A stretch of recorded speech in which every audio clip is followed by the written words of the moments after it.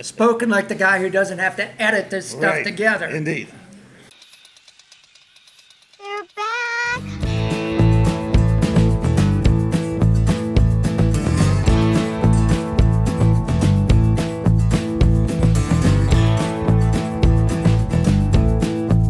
Coming to you upright and drinking from the Beer to Whiskey pop-up studios on the taproom floor of the Greenville Beer Exchange, or GBX, as we sometimes refer to it.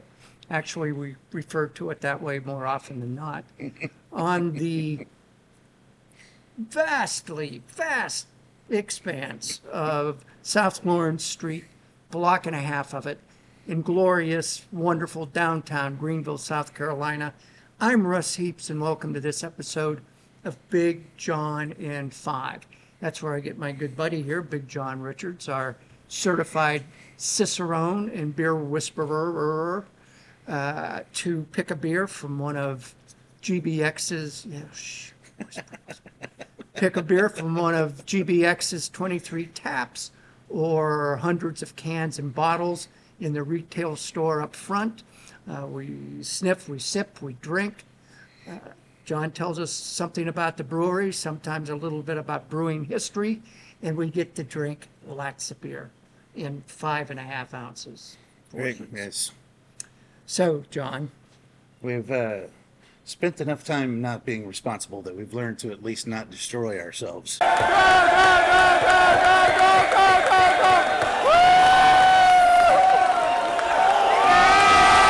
Yes. In the first 3 beers. Yes. We used to do this by the pint. Yeah. And then we moved down to, this has been an evolution. Then we moved down to 10-ounce glasses, and now we're down to this. So it happens. Don't get old. Bye-bye, boys. Have fun storming the castle. yeah, That's the theme of today. Don't get old. don't get old. All right, so we're drinking an Edmund's Oast beer. We just did a tap takeover with those guys at the shop here, so there were a few of them up there, but I definitely wanted to choose this one because it's just super fun. Edmund's Oast, they make all kinds of different kinds of beer. And it was funny, there's a sour up there, and I was thinking about doing that at some point. We may still, and Russ will then yell at me. But I was talking with their owner some time ago, maybe a year or more ago, and he's like, what do people... He and John are like this. Yeah, right. It's like, what do people think about when they think about Edmund's Oast? So he's like, just tell me what you think. And I'm like, I mean, honestly, I think people look at Edmund's Oast and go, it's a sour brewery. And he goes, how? Just release 9 different sour beers every year. I don't know. But they release so many different beers, and they've got their core lineup of really good beers. But then they release all these different one-offs, this being one of them. And I think they're probably most proud and would like to be known as a big beer brewery, as a barley wine and stout brewery and big, heavy... Because they do a good job They with do a that. great job with these things. They got a barley wine up there that we just did too. That's fantastic. And this is just crazy. This is one of their cordial offerings. And it's, I don't know, probably the 5th or 6th one that I've seen. And they're all different candy inspired, but like candy, but not like rock candy. You know, like this is Dubai chocolate. And then they did one that was Tahitian vanilla. And they did one that was... I think he just called it all the chocolate. Clever. Which I want to try because I used to go to a gelato shop just down the street, and I just once a year, I don't eat a lot of sweet stuff, but once a year in the middle of summer I'd have to walk in there and I just like, I want 2 scoops of chocolate, and they knew what I wanted every time. That wasn't the name of the flavor, but so this is that here too. And there's, you stick this up to your nose, and there's so much chocolate in the nose of this. It's like you're smelling like melting chocolate. And what is this again? It's an Edmund's Oast, and the Cordial Offering is the name of the series that they've put together. And it's a hefty... It's a 10%. 10%. Yeah. And they've all been... I'm looking at the... I can see it on the board up there. They've all been big like that, 9, 10, 11, 12%, something like that, So it's fun. Let's sip it. Let's sip it. because I want you to stick your nose in it and see your Text expression. Miss Lily. It's going to be fun. Oh, wow. Man, from way over here, it smells like when I cook, when I make chocolate ganache and I cook down the chocolate on the stove, that's what this smells like. It's got, It's a it's- dark chocolatey, Yeah. yeah. It's not bitter, but it's still, it's got cocoa nibs and pistachios in it. So adding that little pistachio element too just richens everything out a little bit, adds a little bit of back end sweetness, and it's so good. I've never eaten a pistachio. Is that right? Why? Because it You turns afraid your, of the shells? turns your fingers red. I don't like that. I think it's green. Green. Green is what you want. Well, not when they're dyed the shell's red, Oh, well, I don't know about all that. which you find a lot. Is that right? Yeah. At least when I was a kid, that's the way that Right. always was. I don't like that. No. I don't remember pistachios turning anything red. In my experience. Wow. See how smooth that is?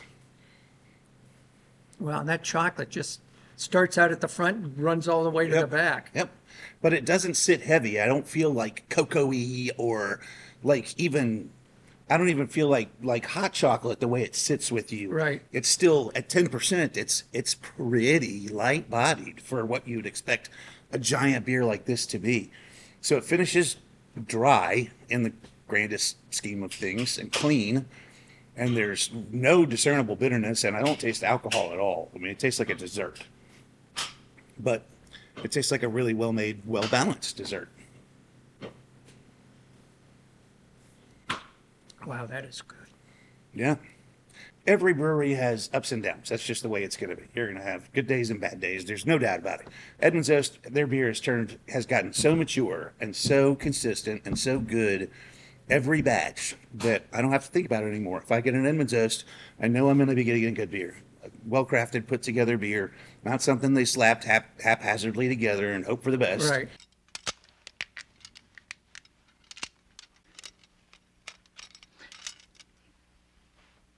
This is a goner. They're doing it right down there, and they're, I think almost 10 years deep. I think they opened in 2017, but I think they were brewing before then, before they officially opened the tap room. So I think they're 9 or 10 years old as far as brewing goes, and you would expect them to be getting it all right Yeah. by now. And they are. Not every brewery can say that. There's a lot of breweries been around for 10 years and still haven't gotten it right. Yep. So, congrats to those guys. It is my privilege to extend to you a laurel and hearty handshake. What else should we talk about, Russ? We got loads of time before our overlord starts yelling at us. I wouldn't say loads. It just depends. How far we want to run over. Spoken like the guy who doesn't have to edit this stuff Right. together. Indeed. One thing I wanted to mention was that we now have a website, and it's really easy to find. It's just www.beer2whiskey, 2 is a 2.com. That's it. You can go. It's a portal to all the videos, and there's more on it than Big John at Fives. It's just bourbon, anything but bourbon. It's 20 years worth of content. It is. There are close to 500 videos. So at this point. So anyway, John, we got to go. Russ, congratulations on 500 videos. So damn lucky. See you next time.